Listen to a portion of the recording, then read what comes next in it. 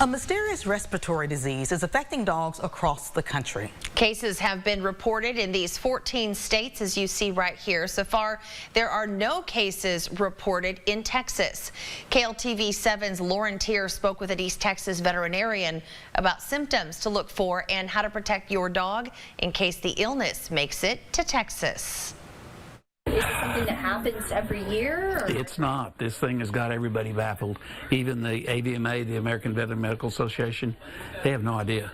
And because they haven't identified the pathogen yet, that's a problem. While this mysterious illness has not yet made its way to the Lone Star State, veterinarian Dr. Gary Spence says there are ways to protect your dogs in case of a threat.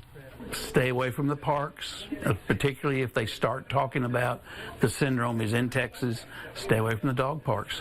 Stay away from the groomers. Any place that you have a concentration of dogs, you're going to have a concentration of viruses.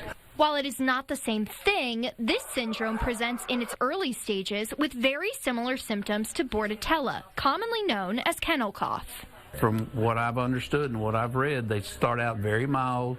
They start out with signs of early kennel cough, and trying to clear their throat and maybe a little foamy, and it becomes chronic. If it does go into the secondary, then that's when they develop the pneumonia and all, and it's a deep-seated, deep chest pneumonia that they'll develop. When in doubt, call your vet or take your dog in for a checkup. Dr. Spence recommends dogs get the Bordetella vaccine every 6 months. Lauren Tier, KLTV 7 News. And as of now, veterinarians and scientists have not found a medication for the unknown illness. It has been fatal in some cases.